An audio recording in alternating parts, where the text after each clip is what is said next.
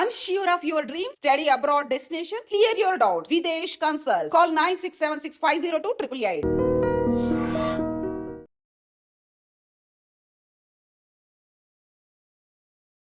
Welcome to I dream. నేను మీ భవ్య.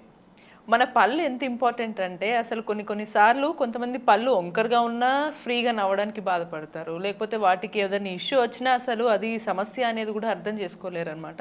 So దీనికి చాలా సమస్యలు ఉంటాయి. టీత్ అనేది చాలా ఇంపార్టెంట్ మనకి ఫేస్లో అని చెప్పేసి మనకు డాక్టర్ చెప్తున్నారు. ప్రెజెంట్ మనతో ప్రోస్థోడాంటిక్స్ అండ్ ఇంప్లాంటాలజీ డిపార్ట్మెంట్ నుంచి దీపికా బొల్శెట్టి మేడం ఉన్నారు. మేడంని డీటెయిల్స్ అడిగి తెలుసుకుందాం. హలో మ్యామ్, ఎలా ఉన్నారు? నమస్తే. నమస్తే. వెరీ గుడ్ మ్యామ్, నిజంగా నేను కరెక్టే చెప్పా కదా, టీత్ మనకు చాలా ఇంపార్టెంట్ యాక్చువల్లీ. సో కొంతమంది యాక్చువల్లీ పన్ను మీద పన్ను ముందుకు వెనకకి ఉన్నప్పుడు కొంతమంది ఇన్సెక్యూర్ ఫీల్ అవుతారు, కొంతమంది దానికి క్యూట్ అని ఫీల్ అవుతారు.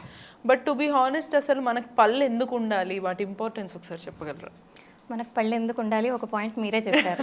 ఎందుకంటే మనం హ్యాపీగా నవ్వలేము, మంచిగా మనకు అందంగా కనిపించడానికి కావాలి అని మీరే పాయింట్ చెప్పారు. నెక్స్ట్ ఎందుకు కావాలి? తినడానికి కావాలి. It's the basic thing, right? మనం ఏదైనా ఫస్ట్ తిన్నప్పుడు అది సరిగ్గా మనం చూ చేస్తేనే అది మన కడుపులోకి వెళ్ళి సరిగ్గా అరుగుతుంది. మన నోట్లో ఏదైతే లాలాజలం ఉంటుందో అక్కడి నుంచి డైజెషన్ అనేది స్టార్ట్ అవుతుంది. లాలాజలంలో కొన్ని ఎంజైమ్స్ ఉంటాయి అన్నమాట. ఎప్పుడైతే మన ఫుడ్ అన్నది చూ చేస్తామో ప్రాపర్గా స్మాల్ పార్టికల్స్లోకి చూ చేసుకుంటామో అప్పుడు ఈ ఎంజైమ్స్ అన్నది ఆ ఫుడ్ పైన యాక్ట్ చేసి then it starts digestion process. అది మన కడుపులోకి వెళ్ళిన తర్వాత నెక్స్ట్ డైజెషన్ స్టెప్స్ అన్నది కంటిన్యూ అవుతుంది.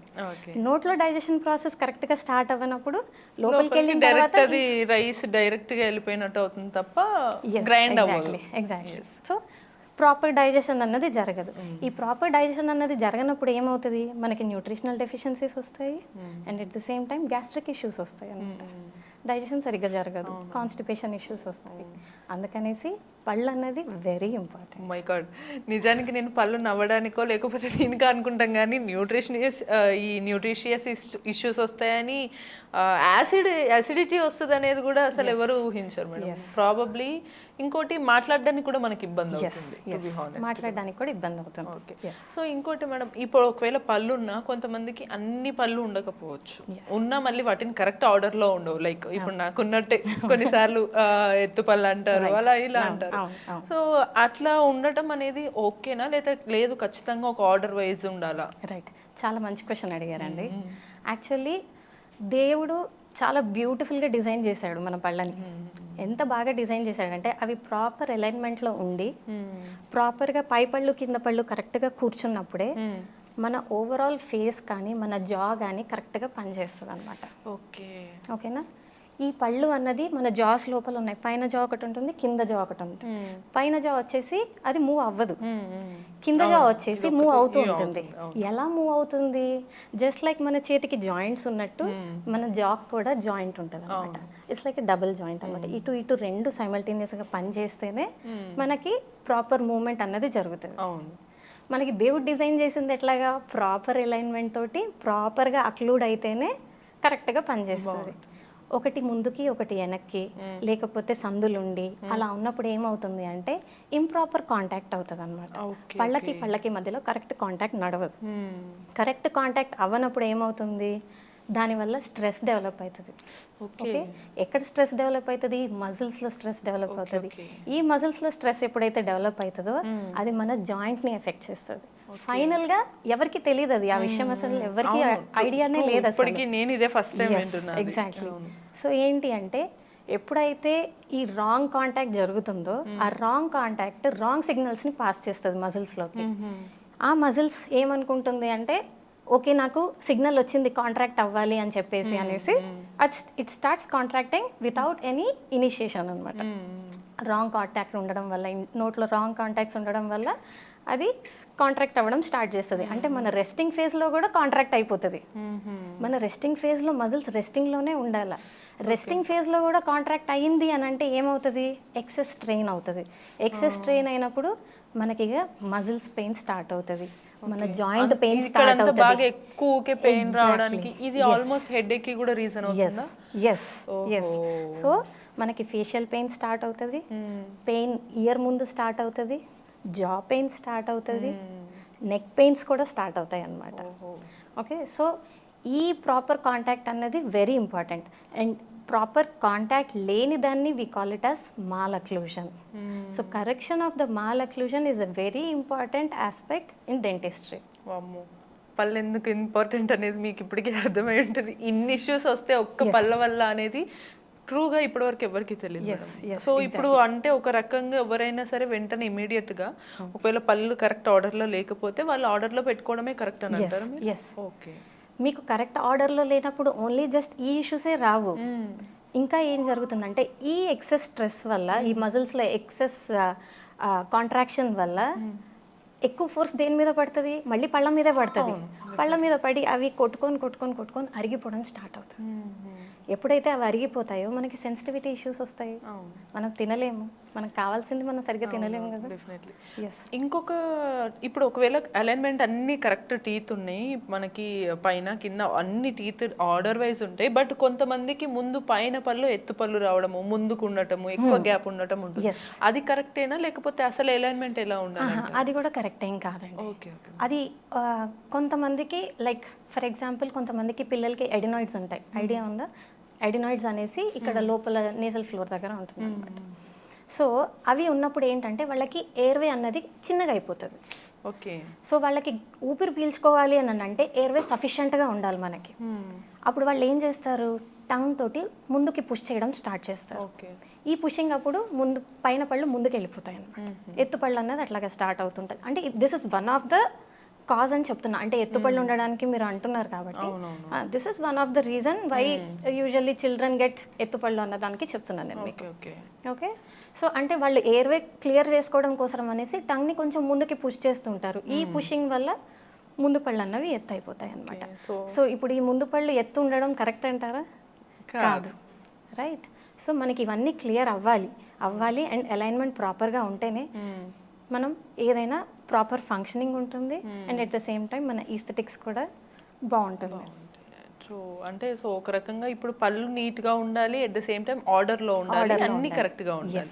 బట్ కొన్నిసార్లు పళ్ళు ఉండడం ఎందుకు ఇంపార్టెన్స్ అని చూసుకున్నాము, బట్ కొన్నిసార్లు పళ్ళకి ట్రీట్మెంట్స్ అనేవి చేసుకోవడం, లైక్ కొంతమందికి కలర్ లాగా ఎల్లో అయిపోతాయి పళ్ళు, కొంతమందికి ఓకే టీ రెగ్యులర్ అలవాటో లేకపోతే ఇంకేదో సంథింగ్ చ్యూ చేస్తూ ఉంటారు,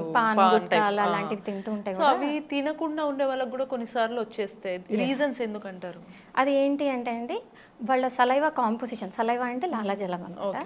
ఆ సలైవా కాంపోజిషన్ వల్ల అది దాని pH డిఫరెన్స్ తోటి సలైవాలో కూడా కొన్ని ఎంజైమ్స్ కొన్ని మైక్రో ఆర్గానిజమ్స్ ఉంటాయి.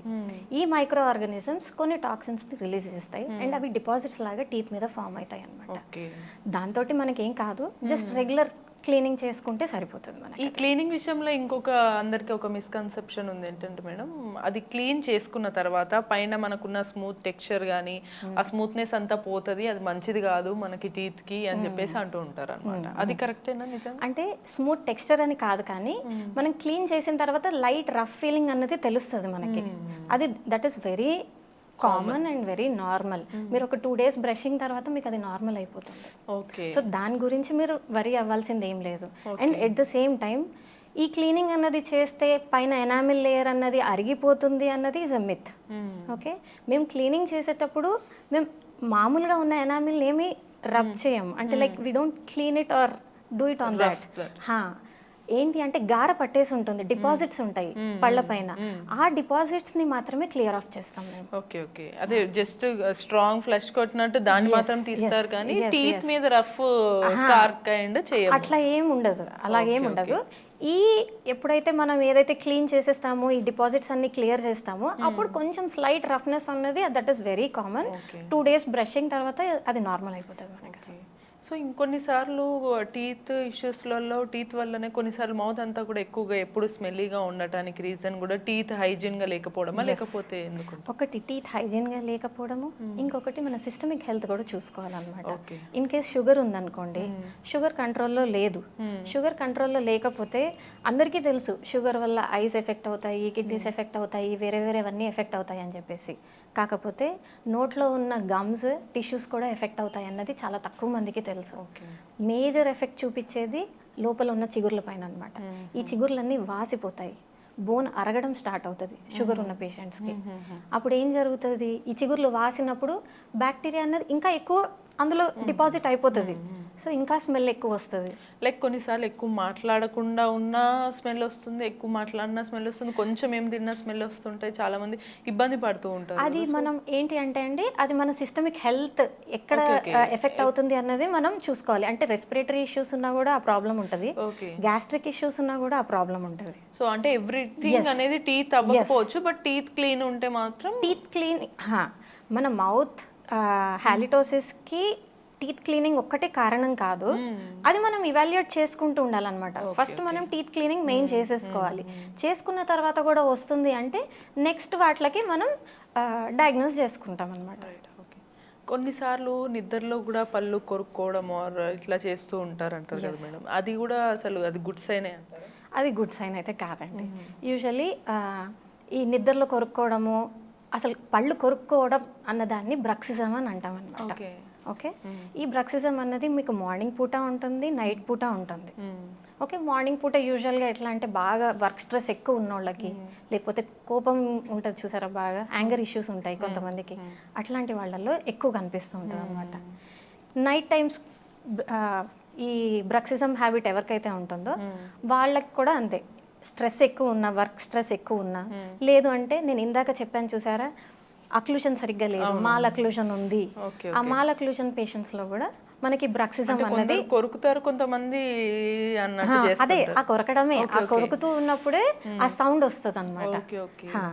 ఈ మజిల్స్ లో ఎప్పుడైతే కాంట్రాక్షన్ ఎక్కువ అయిపోయి స్ట్రెస్ ఎక్కువ అయిపోతుందో వాళ్ళు ఇక దాన్ని బాగా కొరకడం స్టార్ట్ చేస్తారు. ఈ కొరకడం అప్పుడు ఏం జరుగుతుంది, పళ్ళు అన్నవి అరిగిపోతాయి.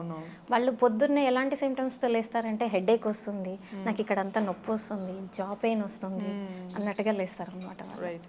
సో మొత్తానికి ఇంపార్టెన్స్ ఆఫ్ టీత్ అనేది మనకి ఇప్పుడు అర్థమైంది. అది నార్మల్గా ఏదో క్లీన్ చేసుకోవాలి, హైజీన్గా ఉండాలి, ఏదో పాన్ పరక్ తినద్దు అనేది కామన్, బట్ ఇది చాలా ఇంపార్టెంట్ ఇప్పుడు అర్థమైంది. సో బేసిక్గా అందరూ డైలీ లైఫ్లో లైక్ ఇప్పుడు పాన్ పరక్ ఇవైతే ఆబ్వియస్లీ మనం అవాయిడ్ చేస్తేనే మంచిది, but other than that daily లైఫ్లో అందరు టీత్ గురించి ఎక్కువ కేర్ తీసుకోరు కదా.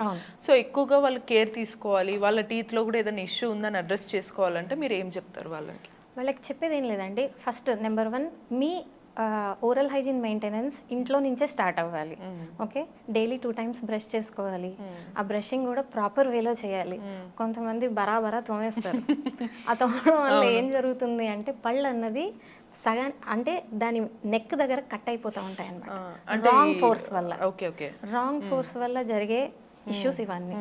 సో ప్రాపర్ వేలో బ్రష్ పట్టుకోవాలి, ప్రాపర్ వేలో తోమితేనే అది కరెక్ట్గా జరుగుతుంది. అండ్ నాకు తెలిసిన జస్ట్ యాక్చువల్లీ ముందు ఫ్రంట్ పైకి కిందికి ఇది అని ఇక్కడ రౌండ్ అనాలి, అంతవరకే సార్. అంతే అంతే అంతే, కరెక్ట్ కరెక్ట్. ఓకే. అండ్ తిన్న ప్రతిసారి ఒకసారి నోరు పుక్కిలించుకోవాలి. అండ్ రాత్రిపూట మీరు తిన్న తర్వాత బ్రష్ చేసుకొని పడుకుంటే it is the best thing. Okay, రాత్రిపూట ఏంటి అంటే మన నోట్లో లాలాజలం అన్నది ఉత్పత్తి తక్కువ అయిపోతుంది. ఎప్పుడైతే తక్కువ అయిపోతుందో మైక్రో ఆర్గానిజమ్స్ అక్కడే స్టే అవ్వడానికి ఛాన్స్ ఎక్కువ ఉంటుంది అన్న, స్కోప్ ఎక్కువ ఉంటుంది. ఈ స్కోప్ వల్ల మనకి ఏంటి అంటే పుచ్చిపళ్ళు అవ్వడము, లేకపోతే నోట్లోంచి దుర్వాసన రావడం. సో మొత్తానికి జాగ్రత్తగా హైజీన్ ఫస్ట్ మెయింటైన్ చేసుకోవాలి. సో వెంటనే ఒకవేళ అనీవెన్ ఉంటే మాత్రం సెట్ చేయించుకోవడమే. అనీవెన్ ఉంటే మాత్రం సెట్ చేయించుకోవాలి. And at the same time కొంతమంది ఉంటారు వాళ్ళకి ఒక పన్ను పోతుంది, 2 పళ్ళు పోతాయి. వాళ్ళు ఏమనుకుంటారు, 32 పళ్ళు ఉన్నాయి, ఏం కాదు, ఒక్క పన్ను పోతే ఏముంది, నాకు తినడానికి అయితే వస్తుంది కదా అని అనుకుంటారు. కానీ అది కరెక్ట్ కాదు, అన్నీ రీప్లేస్ చేయించుకోవాలి. ఒక్క పన్ను పోతే అన్నీ చేయించుకోవాలి. ఒక్క పన్ను పోతే అంటే అలా కాదు, ఒక్క పన్ను పోయినా కూడా రీప్లేస్ చేయించుకోవాలి. ఈ 32 పళ్ళల్లో 4 జ్ఞానదంతాలు ఉంటాయి. ఆ 4 జ్ఞానదంతాలు తీసేస్తే పర్వాలేదు, అవి రీప్లేస్ చేయించుకోవాల్సిన అవసరం ఉండదు మనకి, ఎందుకంటే మనకి యూజ్ ఏం రావు. కాకపోతే మిగతా 28 పళ్ళు ఏవైతే ఉంటాయో అందులో ఏ ఒక్క పన్ను పోయినా కూడా మనకి చూయింగ్ ఎఫిషియన్సీ అన్నది ఎఫెక్ట్ అవుతుంది.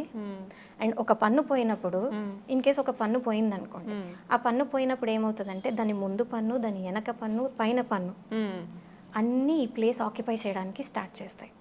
ఎప్పుడైతే అవి కదులుతాయో వేరే పళ్ళ మధ్యలో సందులు వస్తాయో అక్కడ ఫుడ్ ఇరుక్కోవడం స్టార్ట్ అవుతుంది, అక్కడ పుచ్చడం స్టార్ట్ అవుతుంది. అండ్ ఈ మూమెంట్ వల్ల ఏం జరుగుతుంది, మళ్ళీ మాలక్లూజనే కదా, కరెక్ట్ కాంటాక్ట్ రావట్లేదు. దేవుడు ఇచ్చిన కాంటాక్ట్ ఒకటి, మన నెగ్లిజెన్స్ వల్ల వస్తున్న కాంటాక్ట్ వేరేది. ఈ కాంటాక్ట్ రావడం వల్ల మళ్ళీ ట్రిగరింగ్ స్టార్ట్ అవుతుంది అనమాట.